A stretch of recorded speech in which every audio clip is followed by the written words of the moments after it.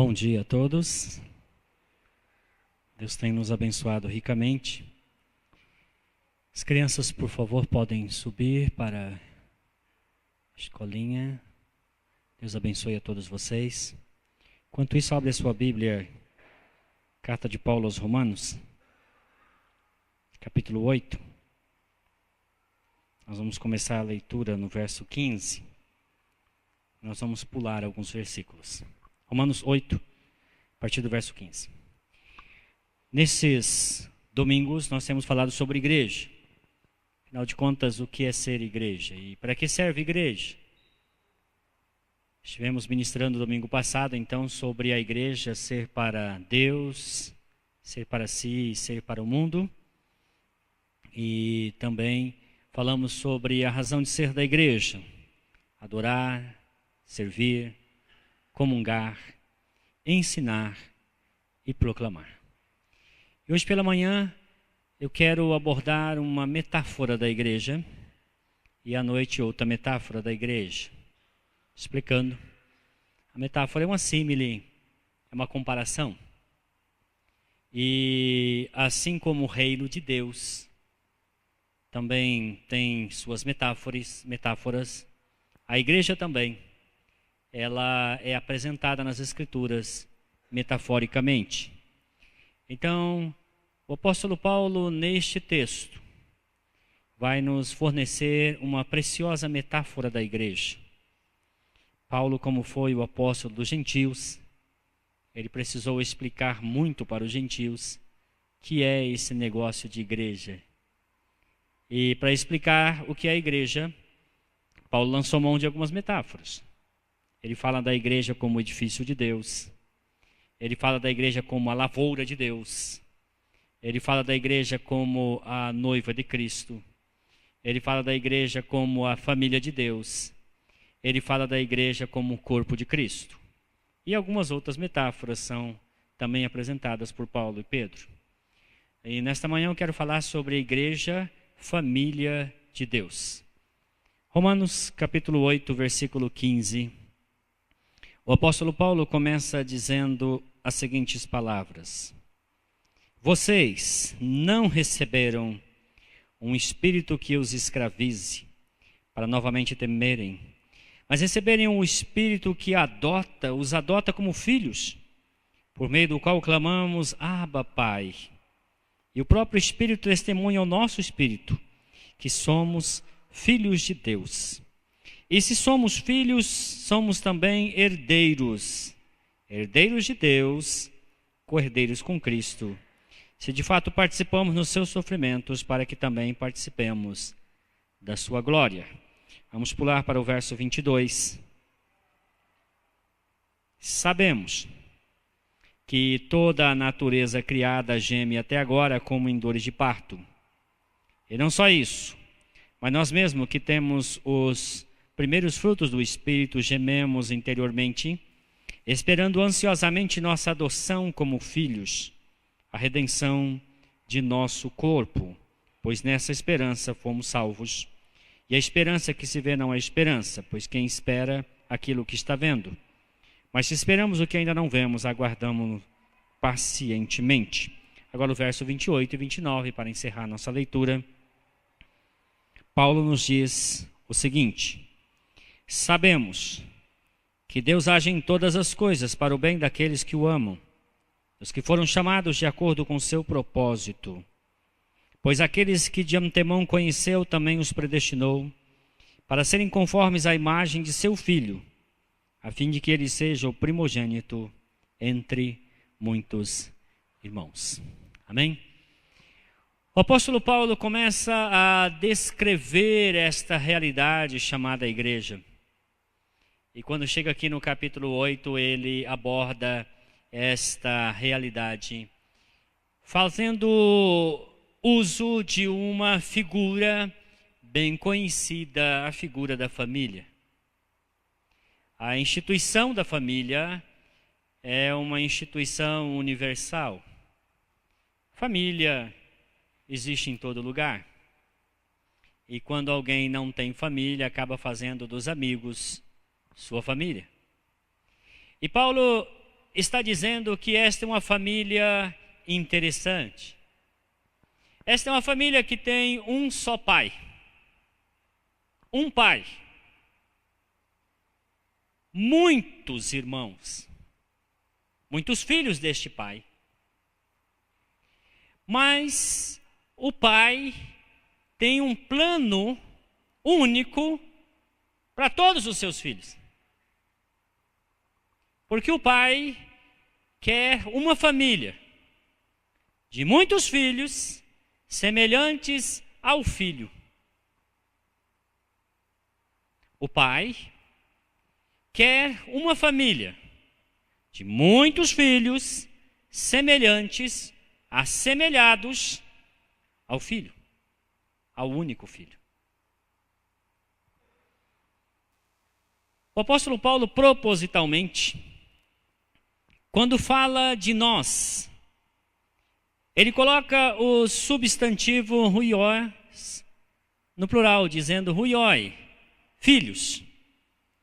E quando vai falar de Jesus, ele coloca no singular e ele exalta isso dizendo, o Filho. De maneira que nós podemos entender que a família de Deus é aquela que tem um só pai, muitos filhos, semelhantes e assemelhados ao Filho, que é Jesus. Uma família de um pai com muitos filhos semelhantes a Jesus, ou assemelhados a Jesus. Isto é igreja. Então, quando falamos sobre igreja, família de Deus, nós precisamos primeiro olhar que a igreja é aquela comunidade, é aquele grupo de pessoas que tem um único pai. Bom, eu sei que, humanamente se falando, cada um de nós aqui tem seu próprio pai, e se você é irmão consanguíneo de alguém, você tem um pai comum com este alguém. Mas, espiritualmente, temos um só pai, todos nós filhos do mesmo pai. E como tal, somos irmãos.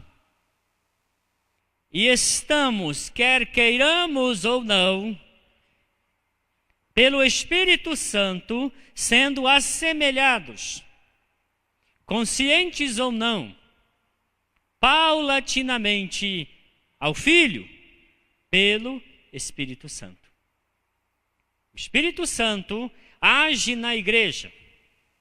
O Espírito Santo age na família de Deus, na intenção de fazer com que todos os filhos de Deus sejam assemelhados ao Filho de Deus. E este é o propósito de Deus ao constituir uma família de muitos filhos. Os pontos desse sermão são apenas 3. O primeiro é, há um só Pai. Efésios capítulo 4, versículo 6, Paulo disse, um só Deus e Pai de todos, o qual é sobre todos e está em todos. Quando a Bíblia usa a palavra Pai para se referir a Deus, ela usa em 3 sentidos básicos. O primeiro sentido apresenta Deus como a fonte de todas as coisas. Este é um texto que diz isto. Em Hebreus 12, 9, diz que Deus é o Pai dos Espíritos. Deus é o Pai daquilo que não é material, ou seja, as potestades, os poderes, os anjos. Deus é Pai daquilo que é intangível, o Espírito. Mas em Efésios capítulo 3, versos 14 e 15, Paulo diz que Deus é aquele de quem toda a família nos céus e na terra toma o nome por Pai, indicando que Deus, como Criador, pode ser também chamado de Pai, a fonte, pois a palavra Pai identifica-se ao conceito de ser a origem, aquele de quem alguém procede. Em João 3,16, a palavra diz que Jesus é o Filho unigênito de Deus. Eu particularmente não gosto da tradução único, porque a tradução único não explica certinho o conceito ali presente. Mas Jesus é o unigênito de Deus, no sentido de que ele é um filho totalmente diferente de todo e qualquer outro que possa dizer que seja filho de Deus. Jesus é o filho incomparável, é o filho realmente, perfeitamente filho. Digo a respeito de Jesus que ele é o filho perfeito do Pai perfeito. E nesse sentido, todos mais são filhos imperfeitos do Pai perfeito.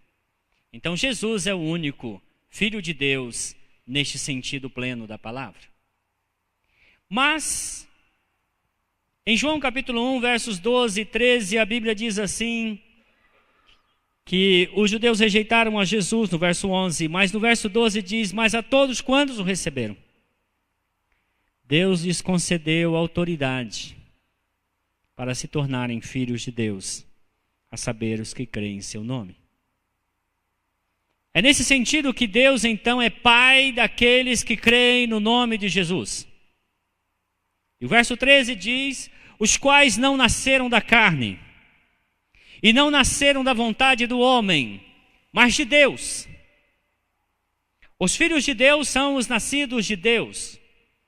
São aqueles que se identificam com a fala de Jesus a Nicodemos, dizendo, olha, se alguém não nascer do alto, não pode ver o reino de Deus. Os filhos de Deus são os nascidos do alto. E nesse sentido, a humanidade pode ser dividida em dois grupos específicos. Os nascidos do alto e os nascidos de baixo. Os nascidos de baixo são aqueles que nunca tiveram a experiência de terem sido regenerados. De terem sido nascidos de novo de Deus, por ação do Espírito Santo. E quando nós falamos sobre este aspecto, nós falamos de filiação por adoção. O apóstolo Paulo, em Gálatas, capítulo 4, dos versos 1 a 7, ele diz que, quando chegou a plenitude dos tempos, Deus enviou o seu Filho, nascido sob a lei, nascido de mulher, para redimir a todos que estavam debaixo da escravidão da lei, para a liberdade dos filhos de Deus. Filhos que foram por Deus adotados. Jesus não é um filho adotado. Todos nós fomos adotados. Então somos filhos de Deus por adoção. E a lei romana, e Paulo está falando para pessoas que eram regidas pela lei romana, os Gálatas estavam debaixo da lei romana. A lei romana permitia que um homem adotasse filhos, que ele, a hora que quisesse, a hora que bem entendesse, pudesse adotar alguém. Esse alguém poderia ser uma pessoa livre ou um escravo. 50% da população era escrava. Mas quando essa pessoa adotava outrem para ser seu filho, a pessoa adotada passava a ter o mesmo direito do filho legítimo, do filho natural. E é nesse sentido que Paulo diz aqui aos Romanos, no capítulo 8, dizendo que, tendo sido adotados por Deus e tornados por Deus filhos de Deus, somos herdeiros de Deus e co-herdeiros com Cristo. Jesus é o herdeiro de todas as coisas e nós herdamos juntamente com Ele. Nos tornamos assim filhos adotados de Deus e passamos a ter os direitos que Deus concede ao próprio Cristo, seu Filho legítimo. E este Pai que nos adota é um Pai que não tem outro igual. Um dia eu precisava pregar no culto de pais. E eu me dediquei a buscar na Bíblia um exemplo de pai. Eu comecei com Adão. E Adão não era um bom exemplo de pai. Que pai é esse que pisa na bola? Depois eu comecei a olhar os outros pais. O Noé, andou bebendo um pouco além da conta.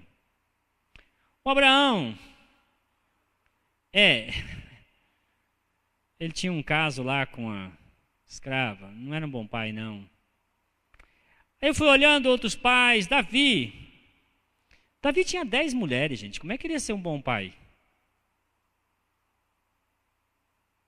Eu fiz um curso de hombridade e eu aprendi o seguinte, que a melhor coisa que você pode fazer para os seus filhos é amar a mãe deles. Agora o Davi tinha 10, né? É complicado. E aí eu fui vendo outros pais e me perguntei, poxa, a Bíblia não tem nenhum pai que seja exemplar.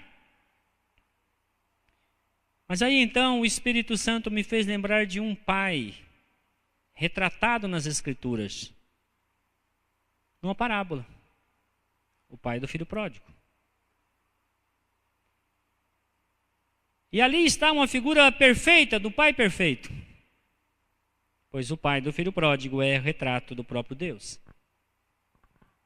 E o que nós podemos ver naquele pai? É um pai que perdoa. O nosso pai perdoa. E perdoa tantas vezes quanto for necessário. O meu pai perdoa. E ele ensinou, o filho nos ensinou a dizer ao pai, perdoa as nossas transgressões como temos perdoado as transgressões dos que nos têm ofendido. O nosso pai ouve orações. E ele dá coisas boas aos seus filhos quando pedem. Jesus perguntou aos homens ali, qual de vocês, sendo maus, se um filho pedir um pão, lhe dá uma pedra? Se lhe pedir um peixe, lhe dá uma serpente? Se vocês que são maus são capazes de dar coisas boas aos seus filhos, quanto mais Deus dará boas coisas aos seus filhos que lhe pedirem. O pai é bom. Há uma canção que diz, tu és o bom, bom pai, é o que tu és. E eu sou amado por ti, é o que eu sou. E essa é uma grande verdade. Se alguém perguntar para você, quem é você? Eu quero dizer quem é você para que você diga a outra pessoa quem é você de maneira mais perfeita que possa imaginar. Você diz assim, eu sou filho de Deus, amado incondicionalmente pelo meu Pai. Este sou eu. Este é você. O Pai te ama. E Ele te ama tanto agora quanto amou você no momento em que o Filho dele morreu na cruz por você.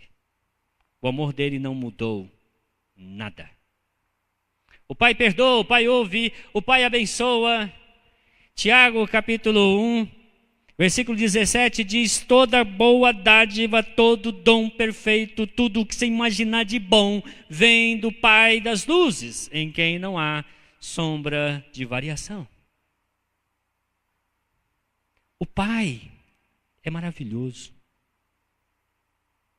O Pai disse através do Filho, não fiquem ansiosos, preocupados com o que vão vestir, o que vão comer. Olhem os lírios do campo. Não fiam, não tecem. Salomão não se vestiu como um deles. Olhem os passarinhos. Eles não semeiam, não colhem. O Pai lhes dá o alimento. E Jesus disse, vocês valem muito mais que eles. O Pai cuida de nós. O Salmo 103 diz, como um pai se compadece dos seus filhos, assim o Senhor se compadece do que os temem. O Pai protege. Jesus, o Filho, disse que devíamos orar ao Pai dizendo, não nos deixe cair em tentação, mas livra-nos do mal. O próprio Filho, intercedendo por nós, disse, não peço que os tire do mundo, mas que os livre do mal. No outro momento ele diz, protege os que me deste em teu nome. Nós somos protegidos por Deus. O apóstolo Pedro disse assim, que existe para nós uma cidade. Uma cidade preservada pelo poder de Deus. O poder que fez com que Deus ressuscitasse a Jesus Cristo. Este mesmo poder preserva aquela cidade, nossa herança. Mas não somente aquela cidade, nossa herança. Protege também os herdeiros, pois nós também somos protegidos pelo mesmo poder que ressuscitou Jesus dentre os mortos. Será que o Pai protege?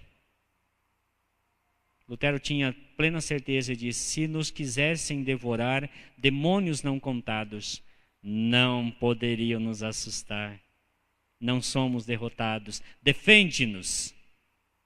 Defende-nos, Jesus, que venceu na cruz. O Pai também disciplina os seus filhos. O Pai não é adepto desta onda recente de que vai causar um trauma no seu filho. Sabe qual é o maior trauma que pode ser causado num filho? É ficar sem disciplina.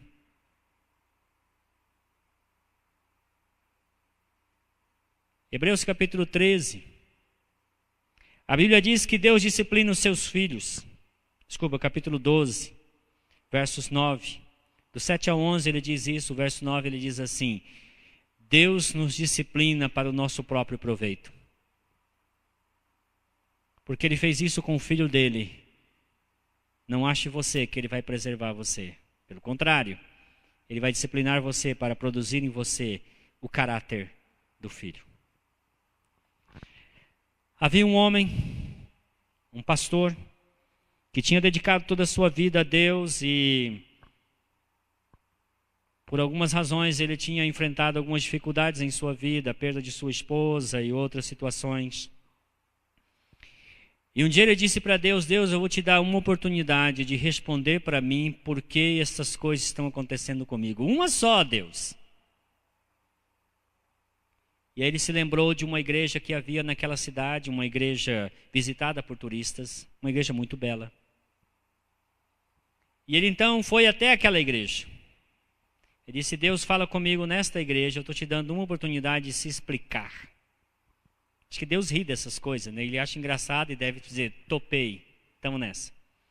Ele chegou lá, e como se fosse um turista, ele começou a olhar, e de repente ele viu um homem que estava entalhando uma porta.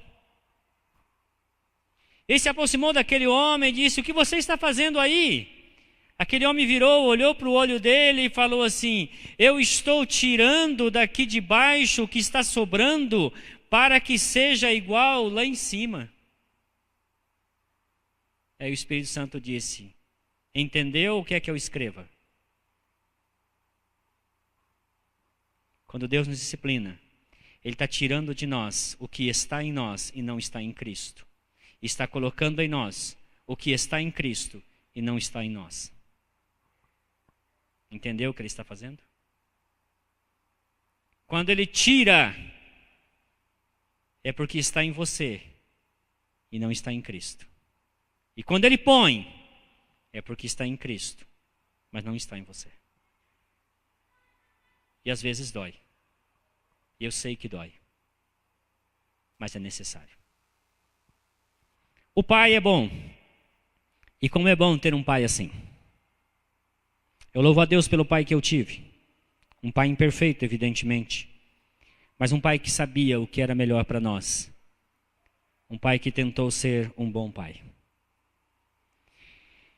Essa família tem um só pai, mas também tem muitos filhos. Eu não sei como é a sua família. Eu sou o filho mais novo de 7 irmãos. Estávamos no grupo do Robinho e contamos algumas histórias. Eu perdi as contas das vezes que eu apanhei. Apanhar a rotina. O dia que eu apanhava pouco, eu dizia: meus irmãos não estão animados hoje. Ter um bom pai é muito bom. O complicado é ter os irmãos que o pai arruma pra gente, né?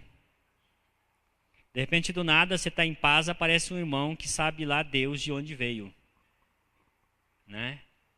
Você está de boa, na casa do pai, aparece um irmão corintiano que insiste em dizer que tem 2 campeonatos mundiais. Você fala: meu pai do céu, será que eles não viram ainda que lá em 2000 não foi? Né? Aí o que está se livrando do corintiano, aparece um palmeirense que acha que tem mundial. É triste isso, não é verdade, gente? É complicado. Aí aparece um outro lá que é vascaíno. Aí não dá, irmãos. Complica. A situação vai piorando, né? E às vezes a gente acha assim aquela raridade, um irmão que torce para o Guarani. Desculpa, pessoal do Guarani, mas eu descobri que é você também. 2! Gente, tem 2 torcedores aqui. É quase a torcida inteira já, né? Tem 15, né? Eu tenho um amigo que é fluminense. Eu falei, cara, você é uma pessoa rara. Se a sua esposa vender você, ela fica milionária. Porque é tão pouco, né? Mas tudo bem. Os filhos. Vamos olhar o verso 15 novamente de Romanos 8? Esses filhos... Vocês não receberam o espírito que os escraviza, mas receberam o espírito que os adota como filhos, por meio do qual clamamos Abba Pai. O próprio Espírito testemunha nosso espírito que somos filhos de Deus. Essa é uma coisa muito interessante. Eu me lembro que eu frequentava a igreja desde criancinha. Mas aí chegou um momento na minha vida em que eu ouvia os irmãos chamando uns aos outros de irmãos. A irmã Luísa, a irmã fulana, o irmão fulano. E eu não conseguia falar irmãos, porque eu não era irmão. Eu estava na igreja, mas eu não tinha nascido de novo. Mas aí então, o dia em que eu reconheci Jesus como meu Senhor e Salvador, e o Espírito Santo testificou ao meu espírito que eu era filho de Deus, foi tão natural falar irmãos, porque realmente eu era irmão. Eu me tornei irmão, então falar que é irmão era absolutamente natural. É irmão quem foi regenerado pelo Espírito. E quem é irmão sabe que é irmão. Porque o Espírito testifica com o nosso espírito que somos filhos de Deus. E se somos filhos, somos irmãos uns dos outros. E como irmãos, a gente está numa caminhada. Há irmãos que já são irmãos, já são regenerados há 10, 20, 30, 40, 50 anos. Mas há outros que acabaram de ser regenerados. Há alguns que eles são tão novinhos na fé que até na oração sai um palavrão. Às vezes é isso que acontece, né? Eu já vi orações assim, um rapazinho tão empolgado, falou um palavrão, olhou para mim, falei, tudo bem, continua. Já fez a coisa errada, né? Vamos para a bola para frente. Com o tempo se aprende. Mas às vezes o problema é que nessa família, você imagina então uma família aí de 20, 30 pessoas? É complicado, né? Que tem gente no final do ano que se reúne, aí tem uns que querem colocar uva passas em tudo, e tem uns que têm pavor de uvas passas, né? Tem gente que quer um tipo de coisa, outro quer outro tipo de coisa. E o pior de tudo é parecer aquele que é vegetariano, exatamente no dia em que o porquinho está pururuca, soltando aquele cheiro, e ele aparece lá e quer comer alface. Dá vontade de pegar todos os alfaces e enfiar nele com amor, com carinho, né? Um dia eu estava na casa de uma família. Esse dia foi memorável. E eu era o único pastor ali, vocês imaginam a situação, né? Estava na casa de família, italianos e tal. E aí, então, naquela família havia uma menina lá, que era prima do casal, que nós conhecíamos, e ela tinha um namorado. E esse namorado, um menino recém-convertido, todo empolgado, cuspindo fogo. Estávamos ali naquele momento, íamos comer juntos, e tinha carne, e está aquele rapaz sentado ali. E nós começamos a comer e a conversar, e o rapaz sentado ali. Chegou um momento, eu chamei a pessoa e falei assim, que rapaz é aquele ali? Ele falou, é o namorado da minha prima, ele está de jejum. Eu falei, não dá para ele fazer jejum em outro lugar? Incomodou, sabia? Eu me senti extremamente pecador. Você não se sente pecador diante de um cara que vem fazer jejum no dia de Natal na sua casa? Gente, por que não faz jejum no monastério? Nada contra o jejum, mas não era o lugar para ele estar, né, gente? Eu me senti extremamente pecador. Eu não conseguia pegar aquele pedacinho de carne, olhar para aquele indivíduo e dizer, meu Deus, perdoa-me. Tive que pedir perdão. Tem uns irmãos assim, né? Mas, fazer o quê? Se o pai trouxe para a família, acredite, o pai quer que você aceite que ele é seu irmão. E essa é a parte difícil da igreja, né? E a gente tem irmão para todo gosto. Tem irmão, por exemplo, que diz a Bíblia que é carnal. Será que tem irmão carnal? Irmãozinho que gosta de dividir a igreja. Um grupinho de cá contra um grupinho de lá. Irmão que está sempre fomentando, fofocando, espalhando coisinhas, criando um probleminha aqui, outro probleminha ali. Tem. Toda igreja tem. Irmãos lentos em aprender. O cara está 10 anos aqui na igreja. E ele não entendeu ainda as coisas básicas do Evangelho. Mas não é porque ele tem alguma dificuldade, é porque ele é realmente teimoso. Ele não quer aprender. E você pergunta alguma coisa da fé, ele não sabe explicar nada. Testemunho de Jeová bate na porta dele, no outro dia ele está frequentando o salão do reino. Não tem firmeza. Constante como onda do mar. O autor de Hebreus diz, irmãos, pelo tempo decorrido vocês deveriam ser mestres. Vocês ainda estão aprendendo os rudimentos. 1 mais 1 igual a 2. Deveria ser professor na escola dominical, e nem na escola dominical ele vem. 10 anos nesta igreja. Lembro-me uma vez, estava na reunião de oração. Essas coisas me acontecem, irmãos, eu tenho um imã para isso. E aí tinha um irmão, ele estava orando. Por azar dele, eu cheguei lá no grupo que ele estava orando. A oração dele era mais ou menos assim: ó Deus, tem misericórdia desse pastor tão novinho. Eu tinha 24 anos naquela época. Senhor, ele tem boa intenção, mas ele não te conhece tanto quanto eu te conheço. Eu disse amém, né? Senhor, estou há 40 anos no teu caminho. Esse menino acabou de entrar no teu caminho. Quase que eu falei, eu não troco os meus 10 pelos seus 40. Apesar de 40 anos no caminho do Senhor, ele dava um trabalhão para a esposa dele que vocês nem imaginam. Carnal.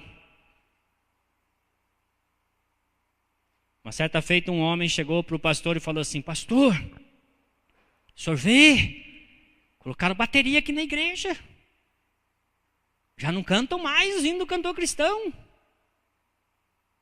O senhor vê, eu estou há 40 anos no caminho. O pastor falou, então sai do caminho e deixa os outros passar, né, irmão? Está na hora de deixar os outros passarem, né? Não estou fazendo apologia à bateria. Também não estou criticando o cantor cristão, só estou dizendo que nós precisamos ter bom senso. E precisamos ter um crescimento saudável. Deixar a imaturidade de lado. Há irmãos desejosos de poder. Pedro e Tiago chegaram, João e Tiago chegaram, Jesus, coloca um na sua direita, outro na sua esquerda. Você fala de servir, pastor, eu vou falar com o irmão fulano de tal. Você fala de liderar, tomar a frente, fazer alguma coisa, fala, opa, vou mandar nas pessoas, é o primeiro. Jesus disse, se alguém quer ser o primeiro, seja o último, servo de todos. Às vezes alguns filhos são egoístas, às vezes alguns filhos são queixosos, reclamam de tudo e de todos, nada agrada.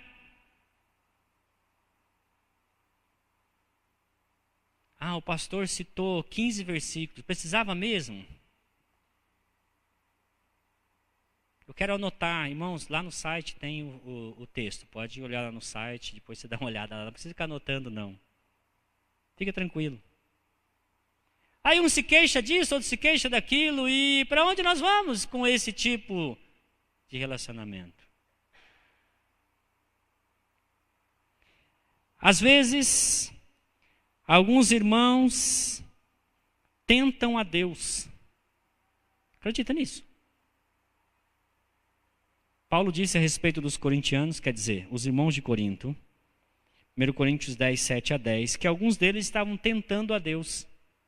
Como é que se tenta a Deus? Às vezes pede para Deus uma coisa que você sabe que Deus não vai te dar, porque é contrário ao caráter dele. É tentar a Deus. É ficar dizendo, bom, se Deus é Deus, ele vai ter que fazer isso. Olha, Deus fazendo isso ou não fazendo isso, ele continua Deus. Ele não precisa fazer isso para ser Deus, nem tampouco provar para você quem ele é. Mas graças a Deus, que o Espírito Santo é imensamente paciente. Porque dentre esses todos que eu mencionei, cada um de nós é um pouco disso. Vamos ser honestos. Quem nunca se queixou? Quem nunca esteve de alguma maneira envolvido em um certo movimento que dividia o corpo de Cristo? Quem nunca falou do outro? Quem nunca esteve de alguma maneira envolvido em situações que tentaram a Deus, que se envolveram em atividades para criticar um ou outro? Todos somos assim, gente. Somos filhos imperfeitos do Pai perfeito. Mas tem um detalhe. Todos nós estamos suscetíveis à operação do Espírito Santo que nos convence da necessidade de abandonarmos determinados vícios, de olhar para Cristo e perceber quando a nossa atitude não é a atitude de Cristo, é nos arrepender e pedir perdão uns aos outros. Eu me lembro que uma vez nós éramos ainda jovens em Campo Grande e começamos a nos reunir. Éramos do ensino médio. E a sexta-feira à noite íamos para a igreja e orávamos. E o Espírito de Deus começou a se mover entre nós. E coisas começaram a acontecer entre nós. E nós fomos questionados a respeito disso. E quando questionados, perguntaram, o que vocês mostram para nós como prova de que o Espírito de Deus está mexendo, movendo entre vocês? Eu disse, fulana de tal era brigada com fulana, estão reconciliados. Eles queriam que a gente falasse que cego vê, o surdo ouve, o aleijado anda. Eu falei, isso é efeito externo. Quer saber qual é o maior milagre? O maior milagre é ter o caráter transformado à imagem de Cristo. Esta é a prova inconteste que o Espírito Santo está agindo entre nós. Quando o Espírito Santo está agindo entre nós, a gente começa a perceber quais são os problemas que nós precisamos enfrentar e superar com a ajuda dele, evidentemente. Mas é na convivência dos irmãos que nós percebemos aquilo que precisamos melhorar. É às vezes, convivendo com um irmão queixoso, que você percebe que você também é queixoso.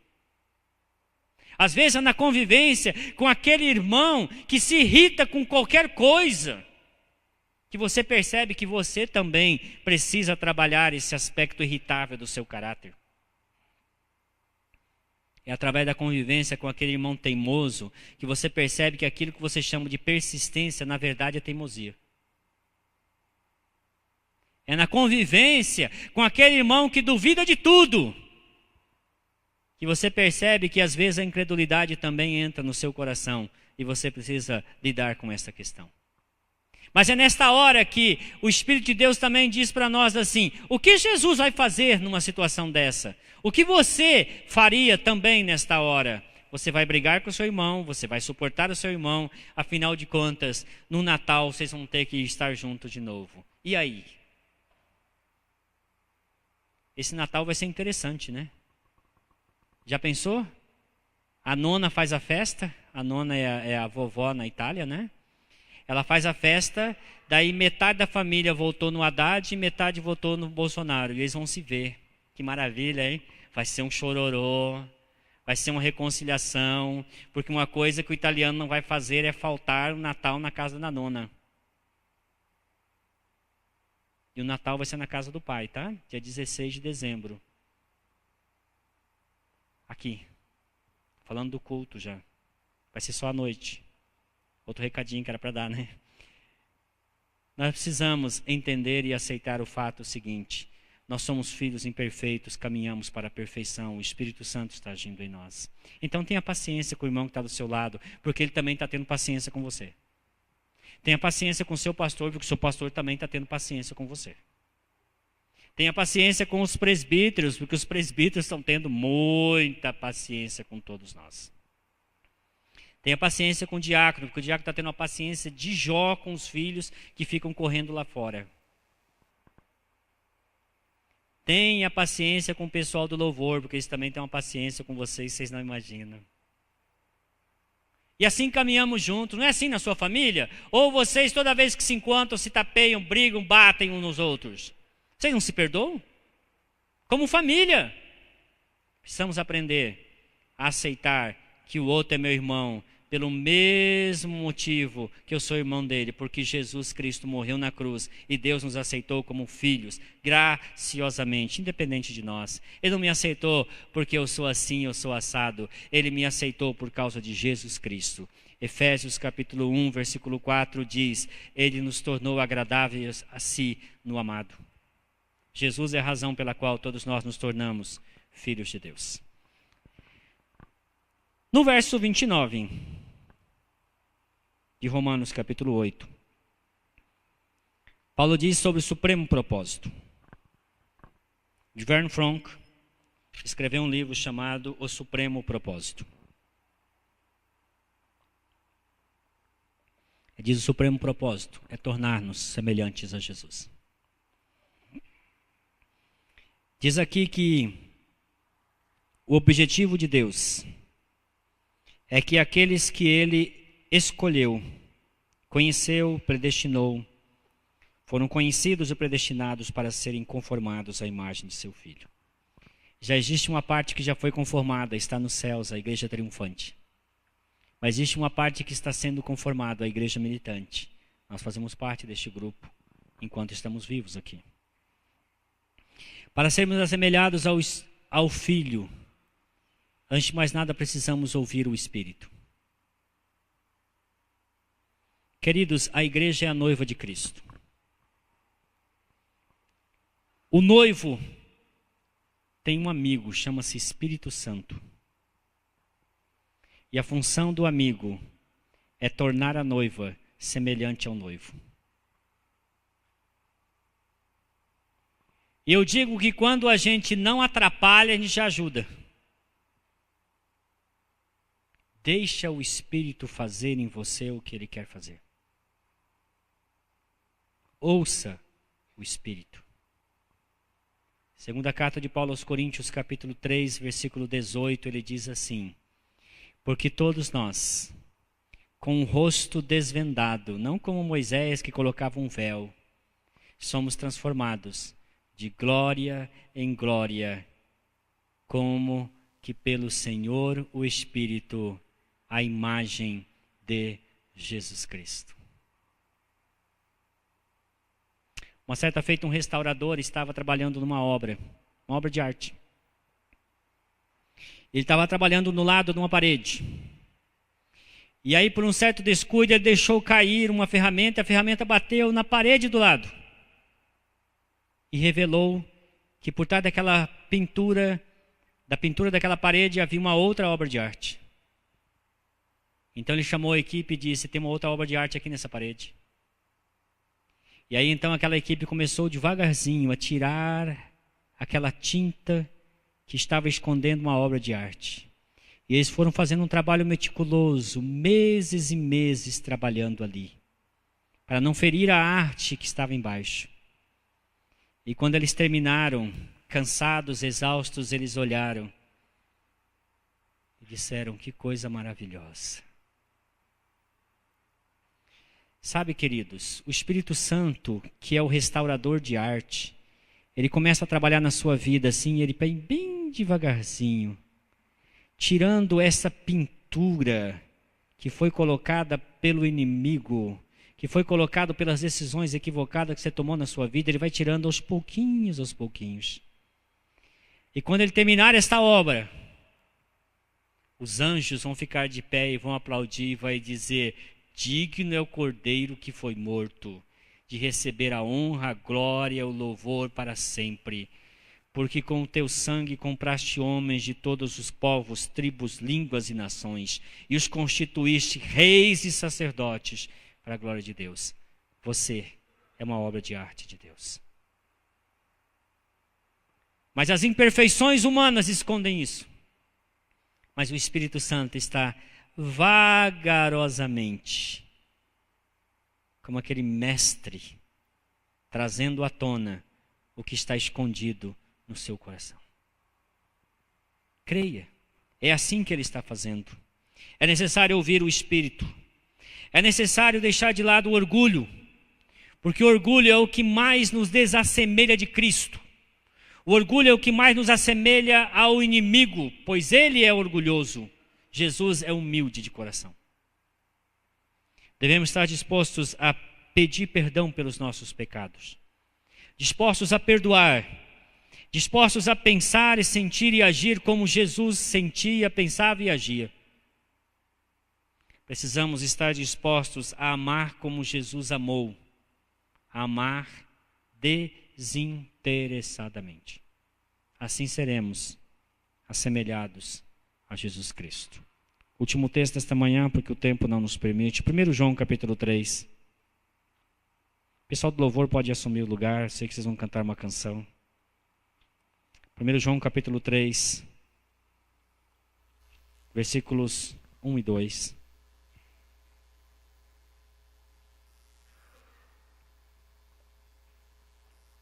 Olha o que João nos diz. Neste assunto, João é o mestre. Vejam como é grande o amor que o Pai nos concedeu. Oh, que Pai maravilhoso nós temos, né? Sermos chamados filhos de Deus. Queridos, qualquer título que você tiver nesta vida não é nada comparado a esse título que Ele te concede graciosamente. Filho de Deus. O que de fato somos? João diz, já somos filhos de Deus. No capítulo 5, verso 12 e 13, ele diz assim: eu escrevo essas coisas para que vocês saibam que vocês são filhos de Deus. E o verso 2 ele diz, por isso o mundo não nos conhece porque não o conheceu. Aí no verso 2 ele diz, amados, neste momento somos filhos de Deus, mas ainda não se manifestou o que havemos de ser, mas sabemos que quando Ele se manifestar, seremos semelhantes a Ele, pois o veremos como Ele é. Essa é a nossa esperança. Durante toda a nossa caminhada aqui, estamos sendo assemelhados a Cristo. Mas quando Ele voltar, pelo poder do Espírito Santo, todos nós nos tornaremos semelhantes a Ele. E que glória será! Somos uma família do mesmo Pai. Muitos irmãos, imperfeitos, mas sendo aperfeiçoados pelo Espírito, caminhamos para sermos plenamente identificados com o Filho. Curve sua fronte neste momento, fale com Deus. Logo em seguida cantaremos uma canção. E essa canção expressa essas verdades. Eu quero que você cante de coração, dizendo, eu creio nisso. Sim, eu acredito. Isto é verdade em minha vida. Eu quero viver à altura desta verdade.